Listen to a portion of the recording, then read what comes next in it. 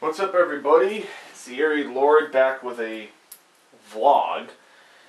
Back with a vlog that I think needs to be made. I was going to make this vlog at some point, and I was playing some Far Cry 4 a couple of hours ago, and I was recording it for my channel, just a few missions.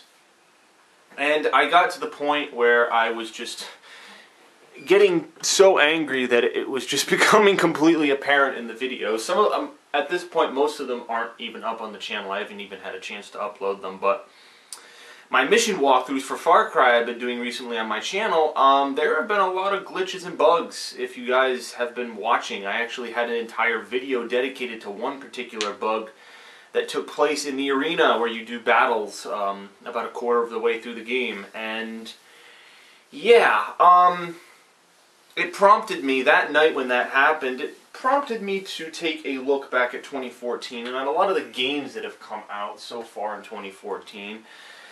And I seem to be seeing a pattern. And I'm not sure if anyone else is seeing this pattern. I think a lot of gamers are, because I've seen, YouTube comments in one video or another on popular YouTubers' comment sections about different games and what people think about them.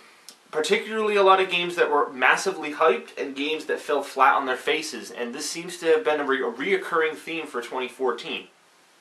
Now that most of the games for 2014 have been released, I don't really think there are any more coming out. I could be wrong, but I think the majority of the major titles for 2014 have been released. We're moving into December, and December is usually downtime. People usually are getting the games that came out in October, November for Christmas for other people, and usually it's a downtime.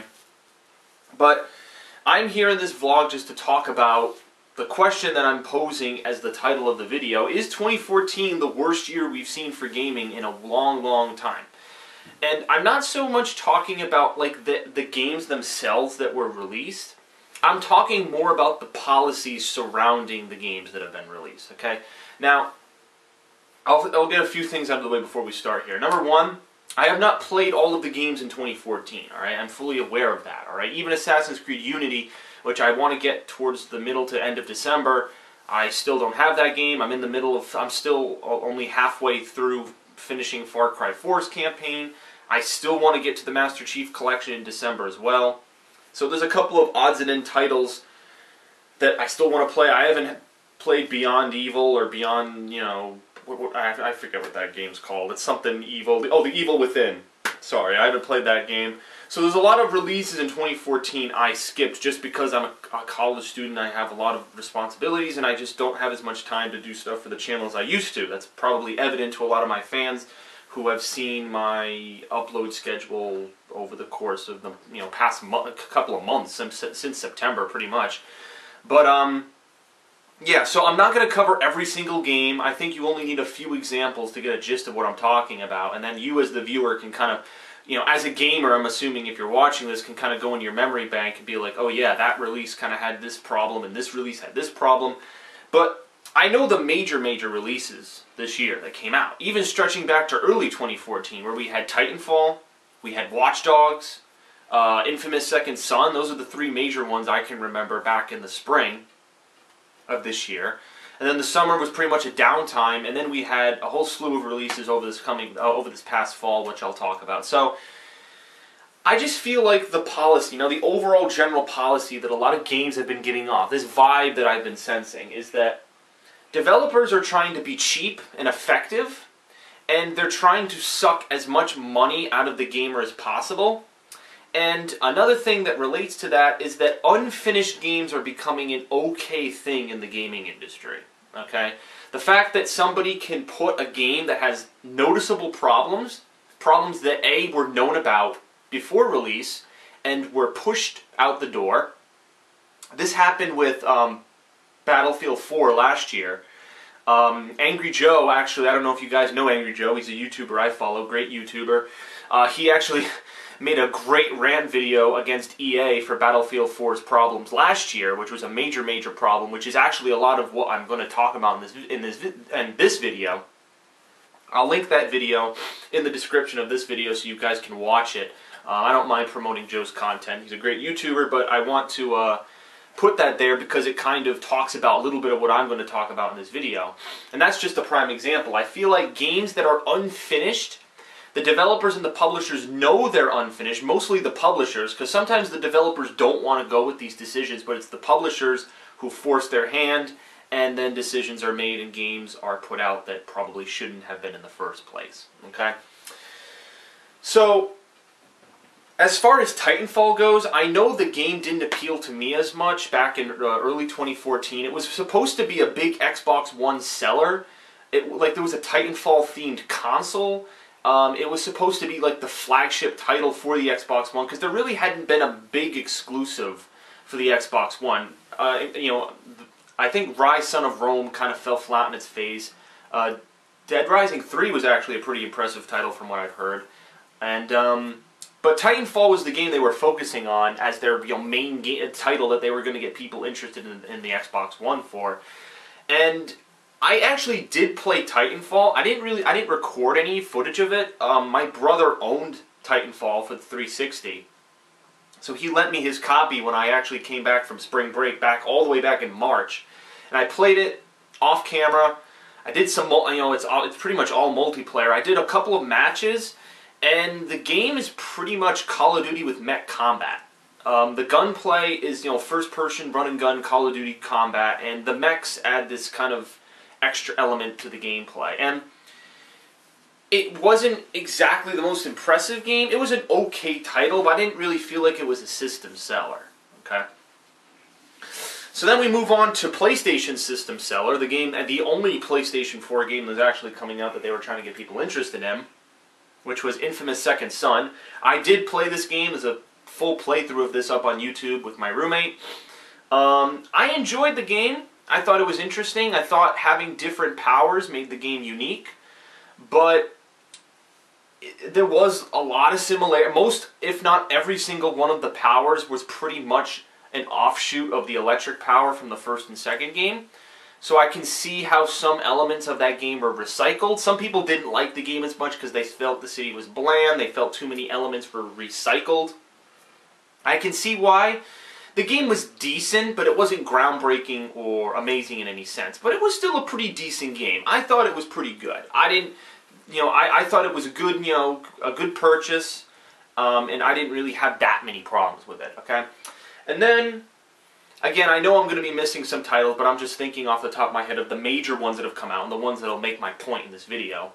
The next one I can think of was Watch Dogs. Okay? And I actually traded in Watch Dogs today. I was fucking pissed. I only got $6 for it at GameStop, which, of course, what else would you expect at GameStop? But anyway, so Watch Dogs, which was a game that was supposed to come out in 2013. And it was delayed because, in my opinion, A, it wasn't ready, which was kind of weird because they had been hyping this game since E3 2012, so they've had so much time to work on this thing. And also because it was coming out the same year as Grand Theft Auto 5 back in 2013, and they saw the amazing success that GTA 5 had, so they were like, oh shit, we don't want to compete with that. So they delayed the game all the way till May 2014. And the thing is, a lot of people were pissed when Watch Dogs came out. Well, those first couple of days because people said, "Oh, the graphics aren't as good as Ubisoft said they were." Okay? Specifically, PC gamers were the most pissed because apparently the graphics couldn't even the frame rate was in the toilet and the graphics were really poor on the system itself, on the PC mainly. I remember a lot of people talking about this. A couple of other YouTubers who I do follow were talking about this issue. And there was even a mod. It got so bad that someone modded Watch Dogs on the PC just so that they could get it to a higher graphical setting.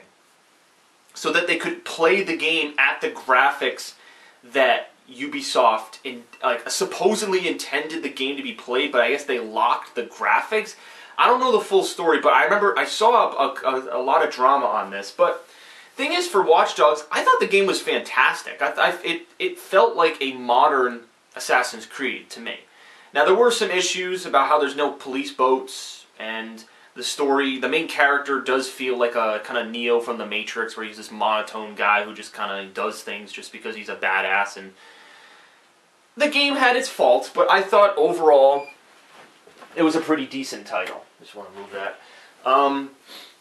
Watch Dogs was a pretty decent title. Now, Ubisoft came out and said that they know Watch Dogs wasn't as good as a game that it could have been.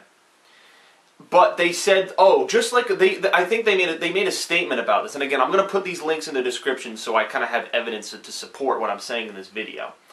But for Watch Dogs, they made a statement saying, oh, this game is just like Assassin's Creed 1. Because just like in Assassin's Creed 1, we had to kind of feel we kind of had to get a feel for the world, and we had to get the kinks and the bugs out, and we had to give ourselves a chance to get things up and running. And this is a test. They were basically saying Watch Dogs is a test. There's going to be more Watch Dog games coming out, more sequels, but this is the game that's going to test the waters and make sure that we're doing everything right. That didn't go well with a lot of people, particularly because, again, the game was released for next-gen and last-gen consoles, which I think is a mistake, because you really can't get the most out of the PS4 and the Xbox One if you're also releasing the game for the 360 and the PS3. I think two major titles suffered from that this year. Watch Dogs being one, and the amazing game Destiny, which we'll get to in a few minutes, that game as well was on 4 consoles. And I feel like, you know, the graphical performance could have been a lot better. Actually, for Destiny, I feel like the graphics were very impressive on that game. That wasn't even the problem for that title, okay? But we'll get into that in a second. But to conclude with Watch Dogs, again, I liked. I didn't think it had many problems. People didn't like the graphics, but I think it's the gameplay that matters. But a lot of people were focused on the graphics. And yes, now that we're in this era of 4K TVs and PS4 and Xbox One, 1080p, 60 frames per second, it is important for these games to kind of meet the standards that society is, I guess, demanding, the internet's demanding.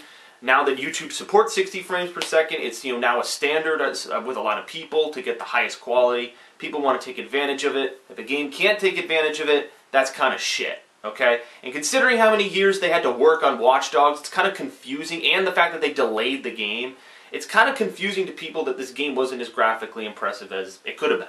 So, that was one major complaint.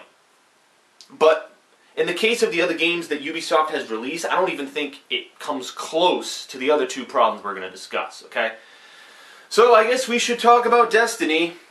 I already made a rant video on this game. I had a full 29-minute review on Destiny. It's on my channel if you'd like to check it out, which I'll also leave as a link in the description of this video. To make it long story short, Destiny is a train wreck. The gameplay, the gunplay, is very fun. Graphically, it looks amazing. On the moon and a lot of the locations, it's actually very, very visually appealing.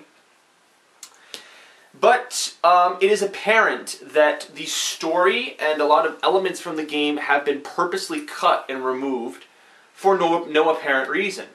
The game feels literally like an unfinished product. And it's funny because my roommate said to me, oh, I'm going to sell the game and then wait a year and wait to see if there's new content, and that might give me a reason to buy the game again. Now I'm thinking to myself, well, there's going to be so many other games coming out that I don't really see why you would want to even do that. I mean, I still own Destiny. I'm kind of just holding on to it, hoping that something comes out for it. But when you buy Destiny, there's a little card, and I don't know if I still have it. I think I might. I just want to show this for... I don't have it. I think I threw it away because I was so pissed. But it's a little card that says, oh, there's more content coming for Destiny. It's DLC content. And each DLC pack is $30. When I'm filming this video, it's at the end of November. In a few weeks, they're going to be coming out with an expansion for Destiny, which is going to be $20, $30, something within that price range, something expensive. It adds new strikes, new raids, stuff for people to do. Again, it's appealing content, but the fact that it wasn't in the game to begin with is a bit questionable. Because, yeah, DLC's nice, but DLC should be an expansion to the game, okay? It shouldn't be content that the player feels like has been removed from the game and then placed at a different release date and then charged. Because you're already paying $60 for the game. And now Activision, in this case, is trying to charge you more money. Just because they can. Just because they can take out this title. And I feel like this game being shipped as an MMO, as this and that, like, the game completely just fell flat on its face. Like, there's little to no campaign, no story, an embarrassment of a story from a company that did such a great job at storytelling with Halo. This game was just a complete and utter embarrassment, and it's been agreed upon across the internet that this game is just an absolute train wreck of a title, and that it could have been way better. And I don't think it's necessarily that the game is bad, it's the fact that it had so much potential. It had so much potential to tell an amazing story about the Traveler in the darkness. It had an amazing attempt to have a great exploration system and not have the same linear designs in every single fucking level. It had potential, and it's just upsetting to see a game squander it, and you have to wonder why. Was it Activision's fault because they were pulling the strings for the developers? That's my guess. I don't know if that's true, but that seems to be my guess, especially with the leaked information about the Reddit user who apparently played a very different version of the game than we're playing now. A version of the game that actually had a full story that actually made sense and was pretty damn interesting. Alright, I won't spoil it. I will leave another link to that in the description where they talk about the true, no one knows if it is, but the true story of Destiny and what could have been in this title that turned out to be such a failure. Yeah, so that happened in September, so we're like, okay, Destiny isn't the, we were all hyping this game up. It made bazillions of dollars, mainly because of the advertising campaign. I don't know if you guys know how much money Activision poured into the marketing for this game. Like, there are still advertisements for this game on TV, like, as we speak, like football games and major sporting networks. This game still is advertised. And at this rate, it's like, I think most people know this game is shit. Like, there's enough reviews and negative things on the internet that have been said about this game to tell people to not believe the shit hype that was all hyped beforehand. So, just saying. I feel like Activision knew this. Activision stripped this game down to barely anything. It was like it was just like a dying piece of shit game. They released it. They knew there wasn't as much content in it. They knew they were releasing a half-assed game that really should have been like, $30 for what the content we were getting in it. And now they charge $60, and they're having expansions that are paid so they can get more and more and more money out of the consumer. And it's kind of like, well, like that's not warranted. Like, you can't just take money from the consumer because of these unfair business practices because you released a shit title that was hyped over many years because it was made by a reputable company. I feel like Activision totally took advantage of the makers of Halo. And I feel like because they used the whole legacy behind them and basically used that as their marketing campaign, and people were like, oh, there is no way Destiny is going to be bad. There's absolutely no way Destiny is going to be this big of a colossal failure, and it ended up being a colossal failure. And it's just, it caught people by surprise, and people bought it. People gave it the benefit of the doubt. They paid $60 and they bought it. There was no question that this game was going to suck, and or this game wasn't going to suck. And then they played it, and there was all of the things that we have come to find out about it. Really unfortunate. So that happened with Destiny, and then we move on my list. I haven't played the Master Chief Collection, but apparently the multiplayer for the Master Chief Collection has been pretty atrocious lately, and I'll also leave a link to that in the description. But apparently matchmaking for any of the multiplayers for Halo 2, 3, or 4 has been, like, people can't even get into matches. I've seen a lot of problems. I even tried playing, one of my roommates at college owns an Xbox One. I tried playing the Master Chief Collection on his Xbox, and it took, like, so long. Even with an Ethernet cable connected to the system, it took a ridiculous amount of time to find one match. One. And it's funny because Phil Spencer from Microsoft has come out and said that this is like, this shouldn't have happened, this is ridiculous. And again, the game was shipped too early. It was pushed out the door. I mean, yeah, you kind of had to have it come out on the same date as Halo 2 came out back in 2004 for the nostalgia factor. I agree in that regard, but you had to have made sure that the game was working. Like, yeah, the campaign looks really amazing, and that's a good, I think that works, but you need to make sure all the features of your games are working. Like, you can't just skimp. Like, I feel like, again, this is a reoccurring theme for game developers, to skimp, to push content, games that they're charging us $60 for. They're charging us $60 for something that's unfinished. Okay? An unfinished title. Okay? You want further proof of this? Far Cry 4. Yes, in this video I finally get to fucking rant on Far Cry 4 after it's been torturing me these past couple of days with the amount of bugs and glitches and linear games. Like, the game literally feels like Far Cry 3.5. It's almost the exact same gameplay, some of the exact same weapons and hunting and mission design of Far Cry 3, just in a different location with a few new features, such as a little helicopter thing. You got co-op features in the game that are new. That's cool. But the main thing that's been making me berserk have been the bugs, the game bugs, the glitches, many of which are on my channel as of now and will be coming up on my channel. Just whether it's a glitch in a cutscene or it's a glitch in the gameplay itself, it's driving me insane. Like, there was, again, you can see these on my channel, but there was one glitch where a soldier I was fighting in the arena glitched out. He jumped off a small ledge, and he just froze. He froze in place, he was invincible, I couldn't kill him, and I was in the arena, and you have to kill all of the enemies to advance to the next wave, and because I couldn't kill him, I was permanently stuck. And so I had to restart. And there's a 5-minute clip of that on my channel right now, and I'll leave that as a link in the description.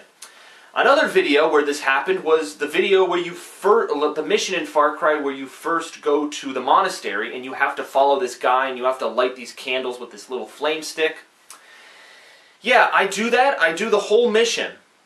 And the guy's just standing there. He's standing against the pole, just leaning there like an asshole and not talking to me. So I had to manually redo the entire mission and do the whole thing over, and sure enough, there's an additional cutscene at the end that the game never played out.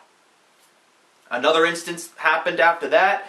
Another instance happened where a guy drove a truck onto a box and he jammed the truck on the box. And I was able to easily kill it. But I was like, really? Is the AI this retarded? Like, there's just some really... Like, there's just been so many instances in this game where I've just been completely flabbergasted. Like, are you kidding? Like, again, even Ubisoft has the gall to release this game with the linear gameplay from Far Cry 3, like I just said, the same gameplay from Far Cry 3, with the same, crazier than crazy villain, and the same hunting and, John Rambo style combat or the sneaking combat.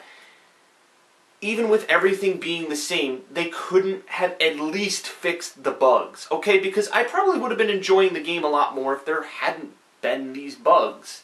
Even if the game is a lot like Far Cry 3, at least, okay, at least, I would have been able to play the game without all these problems and felt like they actually put effort into a game that I put $60 into, okay? You seeing the recurring theme at this rate?